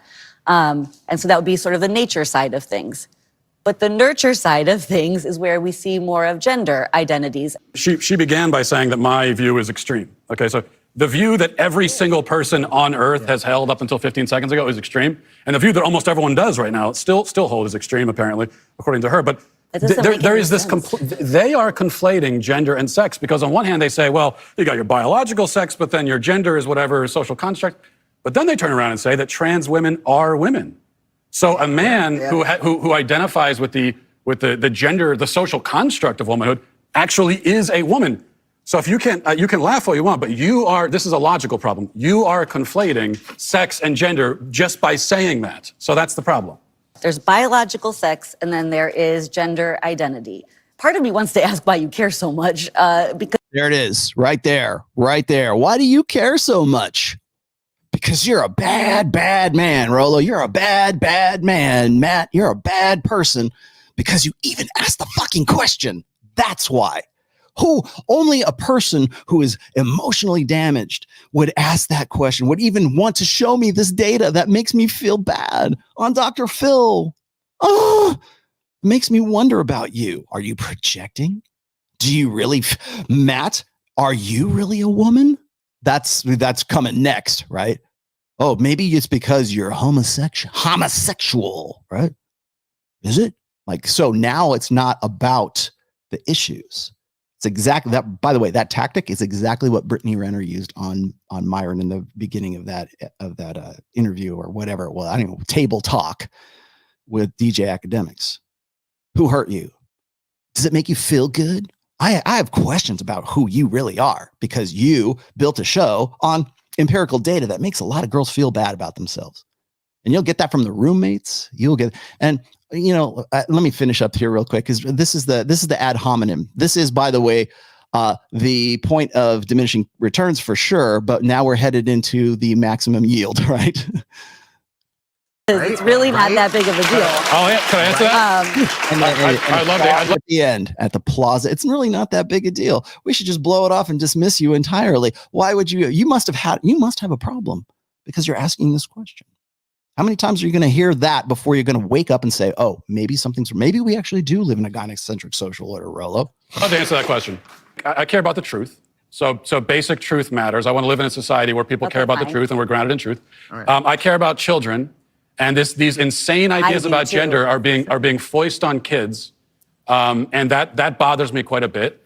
I care about the women who are having their opportunities stolen from them. I care quite a bit. Yeah. You are a champion for. Yeah.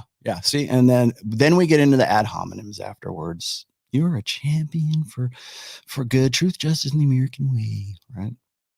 So there you have it. That is the difference between ideology and the red pill. So what can we glean from this? What can we pull? What's the take home lesson, children?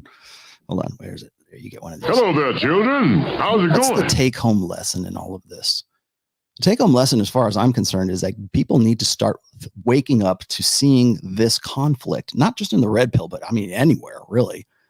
Who is making the? It's not so much ad hominem attacks. Like people are going to say, "Yeah, you suck. You know, your mom is a bitch," you know, or "Oh, I bet your wife is a whore." Right? That's when you know somebody gets to the DJ academics. That's when you know somebody gets to the point of diminishing returns. You don't know who I am. You don't know who my wife is. You don't know what my 25. You don't know what I've done for the last 20 years in the red pill. You got no fucking clue. I don't know how old you are, but like certainly you weren't, what were you in your 20s when I started writing? If that. I've been doing this for a long time, man. So that to me is the point of diminishing returns. We can't have a conversation at that point. Probably couldn't have it in the first place. Probably, you know, it's funny is when you start a debate when you're already at the point of diminishing returns. I guess that's you should please know that should be the take home lesson. Know that when you're at that point. But as far as Matt Walsh is concerned, that's where it's at. Now, when I was the reason why I brought up Mr. Whitman on what Dear Future Wifey is, that's a belief set. And you're going to see more and more of this. And I'm going to like sort of leave you guys with a moral to the story here is the more the red pill or what is going to pass for the red pill becomes more and more popular. These conversations are going to be very popular. They already are right now. I see the roommates getting girls in there just like Fresh and Fit so they can talk to them. Oh, we're going to give girls a fair shake and let them say their thing. You know what you're going to have the conversation of? You're going to have two people. You know why those are going to be boring ass shows? Because it's going to be it's going to be one form. It's not the formula of Fresh and Fit. They think that the formula is, well, let's get girls in here and we'll have this conversation. The conversation is not the point. It's the conflict. It's the conflict between empiricism and belief. Believers versus empiricists. So when Myron is on there and he's quoting the rational male, thank you very much. When he's talking about stuff that from a red pill perspective, and he's on his game for the most part. However his delivery is, I like Myron. I always will like Myron. I think he's got a good head on his shoulder, and I think he can take this a lot further. Okay, but exactly. This is why. Thank you. Let me put that up. This is why they can't replicate Fresh and Fit. Thank you very much for saying that, Barkway. In fact, you know what? You get it. You're goddamn right. Yes. They will not be able to reproduce the success that is Fresh and Fit. You know why? Because it's believers talking with other believers. It's not empiricists. And when I look at like somebody like Chris Williamson, or I look at Matt Walsh, for example, because I disagree highly with Matt Walsh, which I think is funny because when he talks about, well, I want to get at the real truth. I would presume is like objective truth. Like I have an obligation to objective truth. Okay, well, where are we going with this? You know, you're subjected that, like for the bearded lady and the therapist or whatever the professor, whatever her name is, the Professor Tattoo there. That is belief versus empirical data.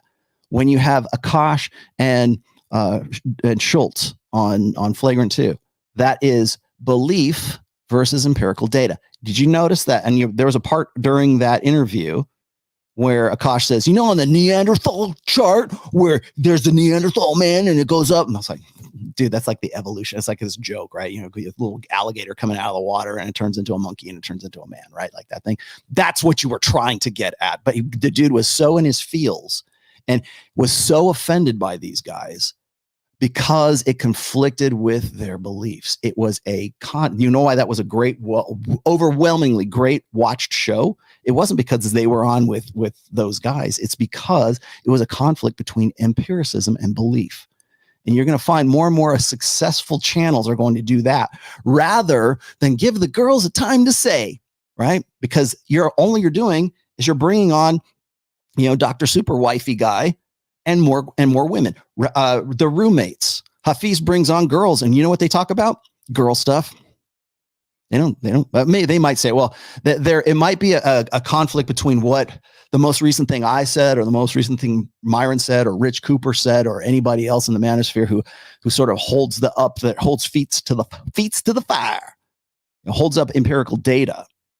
They want it to be couched in some sort of woo-woo magical thinking, but really it's believers talking with other believers who are complaining about the data sets from people who aren't even on the show.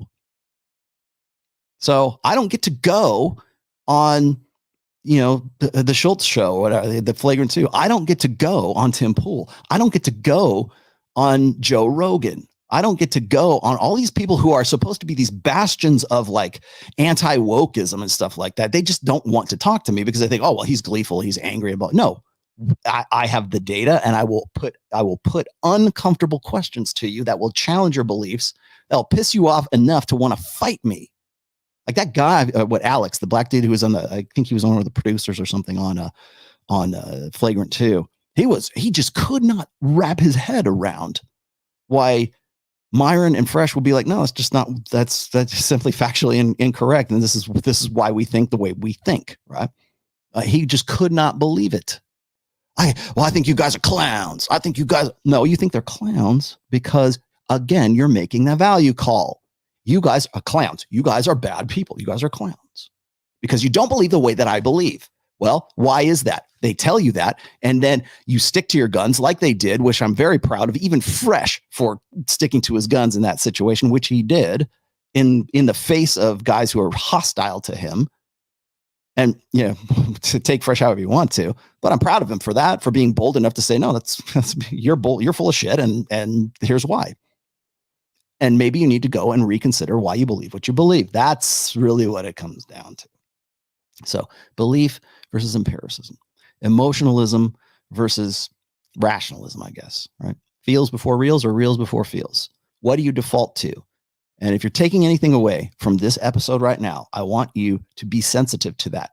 We talk about how we have a red pill lens. And so, and it's really easy and fun and ironic and whatever when we're watching like a movie or Netflix, or we're listening to an old 80s power ballad or whatever. Oh, you ruined 80s music for me, Rollo. Yeah, sorry. Those are easy examples. And, granted, they're hard to swallow, but they're easy examples. But when you see something like this on Dr. Phill, that's harder to sort of to discern. Well, what's my red pill lens telling me? And not from an ideological perspective, but from why is she saying what she's saying? And why is he saying what he's saying? And why is there a conflict between these two? You have to start asking those questions, because those are questions that nobody wants you to ask. You want to be a rebel? You want to be a Sigma male, right? Just ask questions that nobody wants you to ask, that are uncomfortable for them to sort of consider, and rubs them the wrong way. Comfort the afflicted and afflict the comfortable. That's my motto. I'm going to tattoo that on my arm. Comfort the afflicted and afflict the comfortable. By asking, all you got to do is ask the wrong questions, or the right questions for that matter as well. So keep that in mind. I want to let's see. I got to throw this out there. I got to do a little bit of bookkeeping with you guys. So I am going to head over to the 6 right now. I can see these guys are already in my DMs over here. I'm going to switch over there. I'm going to answer the last of these super chats, and then I'm going to shift over to Donovan Sharpe's channel, because I know they're probably already underway. But I felt like I needed to get this done. I'm going to go. Oh, okay. So announcements. I am going to be on a very well-viewed, very big name. Okay. Coming up on February 8th, and I'm actually kind of blown away that I got asked to this. So. Not going to say who it is just yet, but it'll definitely be a very good conversation. If you thought this was a good conversation, wait till you hear the next one. And then while I am there, while I'm at this show, I don't want to say where it is, but let's just say it's in Miami, because then you guys won't know where it's at. But during that week, I'll also be on Fresh and Fit, probably on the 10th of February. At least I can announce that, right? I'll be on the Fresh and Fit show with some good friends, Aaron Clary, hopefully, I think he's confirmed, and Donovan Sharpe. We will, all three of us, again, be at the Fresh and Fit studios. So once I'm done with this other show, I will be going over there. And no, it's not Dave Rubin. Stop it. That is coming up. Book 5 is done. It's in the approval stages right now, which so it's kind of like out of my hands. They might kick it back to me and say do this or whatever. But right now it's about ready to go. I'm trying to have it ready before that. Then hopefully I will. But the wait is almost over. Just bear with me. If you are part of my mailing list, the Rational Mail, MAIL, you're probably already getting bonus chapters. I'll say bonus, but you're getting preview chapters of the Player's Handbook, and I'll explain to you what that's all about. Well, I'm going to do a dedicated show to the book when it finally hits the shelves, I guess, or hits Amazon. So that's coming up very soon. I've got a few things. I got a few interviews on this show lined up. Kevin Savo, I'm going to definitely bring him on. Torsha, yes, I'm going to bring you on too. I'm trying to think who else you would know. I think I might bring Justin Waller back on at some point. I still want, once the book on game is out, I will definitely bring Justin back in. I will be at Rebel Capitalist in June, in case you were wondering. If you went to the Rebel Capitalist workshop that I did back in Houston, just at the beginning of this month, it was a lot of fun, and it was proof of concept once again, and I thought it worked out pretty well. So I'm going to do a more formal workshop at the one that's in Miami in June. So that's coming up as well. Mark that on your calendar. So if you're a Rebel Capitalist guy, or if that's your sphere, I will be doing a workshop there. So it's going to be bonus for you guys to do. I will be charging for that. Of course, I kind of have to. So I will be there in June. I think it's the beginning of June, pretty much. And of course, I'll probably go on Fresh and Fit again at that point. I'm trying to think of what else I got for you. We didn't do Rule Zero because people are asking me, well, how come Rule Zero was canceled on Saturday? Well, we didn't have enough people. Troy and James Tusk, who is now an official member, by the way, of Rule Zero. Troy and James Tusk were flying back to the UK. John from Modern Life Dating is flying back to Japan. John Fitch was flying, I think, out to Florida. And it would have just been myself and Ryan, and I think maybe Paul Benjamin for a little while. And so we're just like, you know what, let's just take a break from it this week. But next week I'll be hosting, next Saturday, I'll be hosting Rule Zero. We might do Stale and Fat on February 10th or 11th. Me and Aaron. I'm trying to do a takeover of Fresh and Fit. So I was like, me and Aaron can go get a bunch of like 40 plus year old spinsters in the Fresh and Fit studio, so we can do Stale and Fat. We can do the opposite show. I think it would be kind of funny to do that. We've been joking about it for a while. It'd be funny if we could actually pull something off. Anyway, that's what's coming up. Now, right now, what I want you to do is I'm going to finish off these super chats here, and then I'm going to go over to the 6, which is already underway, I am told. Mr. Fantastic, kudos to your support for FNF, getting your work out there and helping the younger generation. Your book is a companion guide to understanding the things on display on FNF. Yes, because they use it pretty much as a textbook, which I don't think is any secret. So I'm not going on Lex. Jesus Christ, you guys.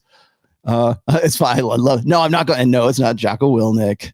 I want to see if somebody's going to guess. I'm not going to tell you, but I want to see if somebody's actually can guess this. I don't think you will.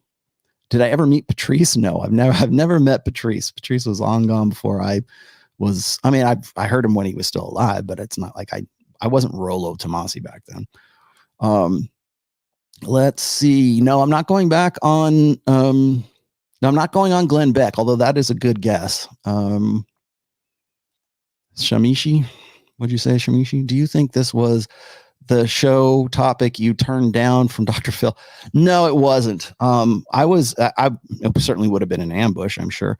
But Dr. Phill and his producers wanted like entertainment value. And they came to me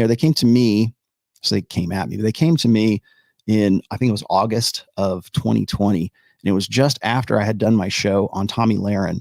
And I'd done this really, it's one of my best watched shows next to Will Smith. That was one of my best watched shows. And so the producers hit me up and they said, hey, can you come down to, was it Burbank or wherever they are? And I'm like, yeah, sure, whatever. And there's no money on the table. And I was still willing to do that until I realized they wanted me to just basically go and scream bloody murder at Tomi Lahren. And I'm like, I build up a 20-year brand so I can go blow it all on one stupid show with Tomi Lahren. And then they just basically wanted us to shout at each other, more or less. And then they asked Donovan when I turned him down. So it was funny. Oh, who's asking? Are you guys hitting me up? I'll be there in just a moment, guys. If you're still watching this, I will be over on the 6 here in just a minute. As soon as I whip through these. Hey, Rollo, check out The Last Duel. I have, actually. I saw that movie and I had such high hopes for that. And it really kind of turned into this. I get the message now. It's hard for me to watch movies and listen to music really these days because I have the red pill lens and I go, okay, what are the writers trying to, I look for writers and directors at the end of every like Netflix episode or every movie. Like, okay, who's writing and what is it? Who wants me to think what they want me to think? And the trick of that movie is to think it's like and it is historical, but it's presented in such a way, like it's in 3 separate stories. That we're supposed to say, oh, women had it so rough back in the Middle Ages, and aren't we glad we're not like that anymore? That's what I got from it, anyhow. Men are bad. Marwan, this will change in a few years when China's remasculinization policy leads them to obliterating the U.S. Army of women in a war. Yeah, we'll see. But again, I know you're being facetious here, but like the whole thing about feels before reals. The only reason that's funny is because we say, well, we're going to have an army of women, and that's the direction we're going to go. Because we want to make things, we want to accommodate things for women, especially in the U.S. workforce, right? I mean, that's the way it's been since the 70s. Dr. Drew, no, it is not. Good guess, but bigger. Much bigger, and not Adam Carolla either, by the way. Conor McGregor. Does he have a show? Yes, Conor McGregor. I'm going to be getting in the ring with Conor. I'm going to hope that his chin doesn't break by backpedaling. Let's see. Let's keep going. Anybody else? What else am I missing here? I might have to just read these straight up. Oh, what was this? It's Tim Pool. No, it's not Tim Pool. Sam Harris. No, it's not Sam Harris. Lex Friedman. No, not that.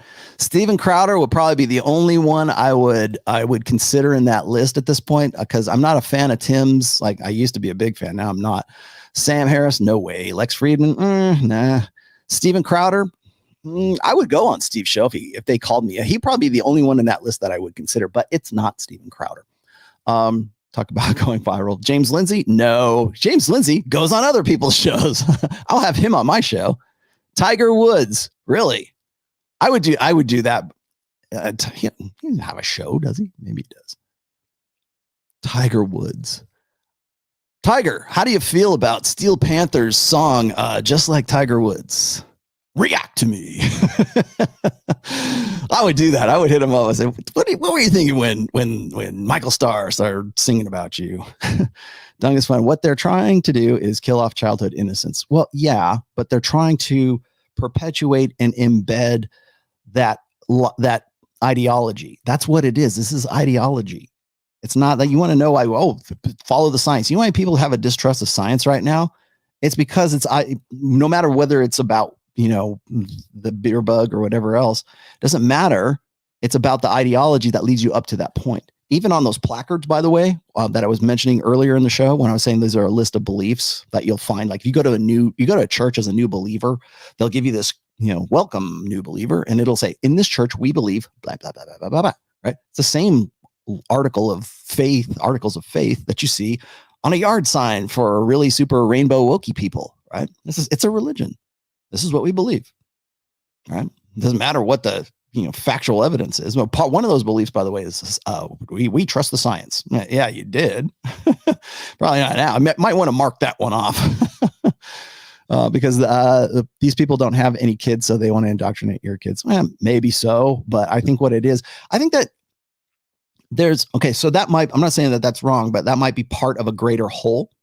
I would say that that, well, they don't have any kids, so they don't, well, not all of them don't have kids, right? The people with the rainbow, yard sign probably have kids. That's why they say in this house, we believe X, Y, and Z.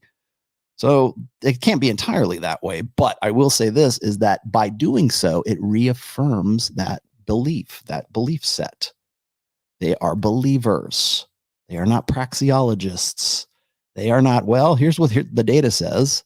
And I know that sounds secular and everything. I'm not saying you have to kill off your emotional side. I'm not saying that you have to be like an atheist to be red pill. You don't. Not at all. But you have to know how to separate praxiology from the ideology. And how does that affect what your virtue or what your values are, I guess I should say. Your best practices, what you believe in this house, according to what we know from data sets, from what we can like logically, critically think about and dots that we've connected. Nobody does that, man. Nobody forms belief sets from like empirical data. Rarely do they do that. In fact, I see a lot of people use empirical data to support their beliefs that are really probably bad practices, like polyamory, for example.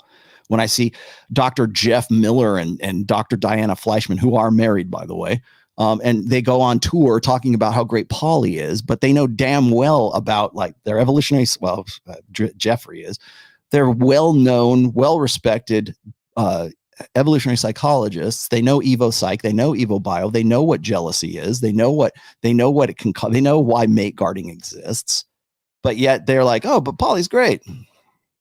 Yeah, they know the statistics for violence in intra-sexual violence between women who are competitive over one guy or vice versa. They know those things, but they're still, it flies in the face of what they hope could be true, which is I want to be able to bang as many chicks as I can and still pretend that I'm in a relationship with Diana. That's what it comes down to.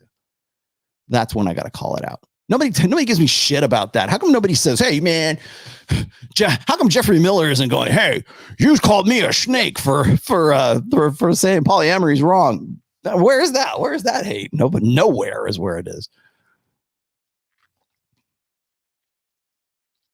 It is not Tiger Woods. I would love for it to be Tiger Woods. Man, not that big. Not Tiger Woods big, but up there. No, not. Yes, you found. Okay, somebody got it. MG, you end the show on this. Yes, I'm going on the Voltron show. Yes, I'm going to be the red lion on the right hand over there. Great. All I had to do is make that one announcement and the whole chat just blows up. Thank you for all of this. Let's see. Give me a $500 super chat and I'll tell you. No, I won't. Actually, I won't tell you. But you'll find out very soon. Really the reason why I'm not I'm being cagey with it, and don't go asking don't go asking Sam Botta, because Sam doesn't know. And sorry, Sam, I have to keep you out of the loop on this one, not because I don't want to tell you, I really do. But no, it's not Matt Walsh. It's because when this show starts promoting my show, that's when I'm going to do it. I have an arrangement with them that I'm not going to promote before they do. So. Otherwise, I would probably do it. Okay, I'm just going to scroll back here because it's going to take me forever to go back through all of these. Let's see. What do we have? I'm trying to try to catch up with everybody. You have Newski. Newski? No. Here we go. Oh, my bad. Okay, let me catch up to all these and then I'm done. What are they trying to kill off childhood? I got to that part. Don't worry, I'll get to those other ones really quick. Sancho Bohemian says, so I can be a lesbian if they ask my gender and then just a lesbian with a PP later. Yeah, essentially, according to social constructionism, you can. So congratulations on your transitioning there, Sancho Bohemian. Yay! Let's see. You're goddamn right. You get that. Every one of those alternative genders aligns with the feminine. I was also going to say this is one of the things that they don't really consider. And I think Matt kind of dropped, maybe he knew this, maybe he didn't. But we have according to that mindset, there's 68, 72 different genders. And they each have a little symbol, by the way, too, just so everybody can feel special. Remember what I told you about the lie of the fallacy of individuation? That's where that comes from.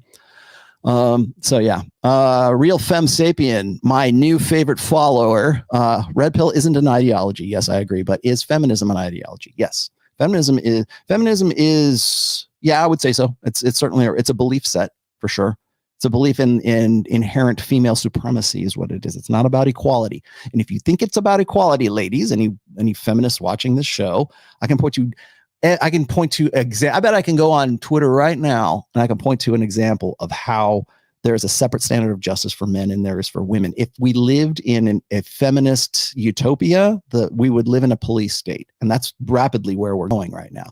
It's not about equality. It is about female supremacism. It is about retribution and restitution. And it's a belief set, and it's this failed meme that has, well, at least in this most recent incarnation, has been around since the sexual revolution. Surprise, surprise. Current interest says, NI, red pill, nor inceldom is ideology, but teach me how people believe blue pill. I don't give what a fuck, I guess is what it is. P.S. Marriage is alpha. Family is manly if secure. Okay, thanks, dude. Pine, Ohio. If red pill never will be mainstream, so why literally every single one traditional culture is red pill? Islamic, well, they are up to a point. That's the thing. It's like they are to a point, because what happens is a lot of first of all, you're talking about ideologies which are religious at this point. There's also tribal identification. I mentioned this in the last week's show. Tribal identification can be ideology as well. A belief in, and that really comes down to kin altruism, I should say, too, because this is a scientific fact, right? I mean, it's like, one of the reasons why human beings are tribalistic, and that's a feature, not a bug, is because we have kin altruism. We want to say that, well, who are you more invested in, your son or your niece? Who are you more invested in, your son or your sister-in-law's kid? Right on down the line. So we can say who has more, depending on what your genetic connection is to that. We're like, well, what the percentage of your blood is in their blood is how we sort of look at things. Now we can expand that into family, into tribe, into nation, into religion, into all kinds of other different tribes, right? So traditional culture is not necessarily always red pill, because a lot of traditional cultures end up, let's say, pedestalizing, I guess would probably be the word, pedestalizing women amongst their own tribe. I mean, that's half the reason why they were so upset that Fresh and Fit said, "Oh, we're not into, we only bang white girls, and where do white women at?" They don't, and that was really a big point of contention because of that tribalism. So it's not just about religion. And again, there's certain aspects of Christianity and read my fourth book, but there are certain aspects of religion that can be, you could say, oh, that confirms red pill. Great. But is it all? No. Hi, Rollo. This is Sam Whiskey. Hi, Rollo. Are the new IMAX influenced by the she economy? I don't know. You mean the colors? The colorful ones? I'm just waiting for them to put out a 27-inch iMac with the goddamn M1 chip. Sooner or later they will. I don't want to buy a new. I'm a Mac guy. Sorry, unapologetically a Mac guy, but I am waiting for them to actually release an iMac with an M1 chip, or even a desktop. At this point, I'd be happy with.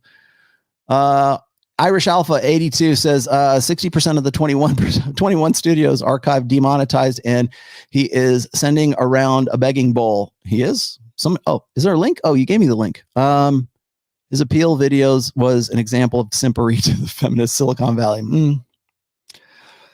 I hate to say I told you so, but I told you so. You heard it here first. You really did. And, I'm not going to gloat because I reached the point of diminishing returns with Anthony a long time ago. So anything beyond that is now could you do a show with Myron and Troy Francis? I would. If he was there, I would love to do a show with Troy. You mean like by remote? Call Her Daddy? No. No, it's not Call Her Daddy. No, it's not Lewis Howes. No, it's not Patrick Bet Davis. Keep going. And if it was, I wouldn't tell you. Lewis Howes would be a good one though. Let's see. What else in here? Is that it? Did I get to everybody? I think I got to everybody. Call Her Daddy. God, you think I would really? Do you know who I am? I would not go on Call Her Daddy.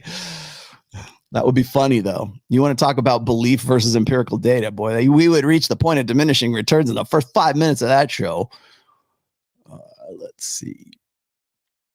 Let's see. What is this? Happy Chinese New Year. Oh, Feliz Navi New Year, my friend. Your work has helped me fix my relationship with my red-pilled aware family, a traditional family, and getting engaged this year. Okay, good. Well, as long as you're making an informed decision and you know what the risks are, at least you can't say you didn't know better. So, but congratulations. If you can make it work, you can only make it work with within a red pill paradigm. No, you don't. Not on his show. Who? You know who that is? Let's see. Let's see. Who else is on here? No, I'm not going on the Pat Stedman show either. Is there a Pat Stedman show? Okay, that's good enough. I'm going to switch over to, I'm 2 hours in. Hey, congratulations. You only got a 2-hour show today. I really only wanted to go an hour and a half, but thanks for watching, guys. Go over to Donovan Sharpe's show. If you have further questions about anything that I've said in this show, or you want to give me grief about shit, that's the place to do it. So I'll see you over there in about 5 minutes on the, actually not even 5 minutes, in 3 minutes. I just got to take a piss and I'll come right back and I'll see you guys over there on the Donovan Sharpe show on the 6th. Bye-bye.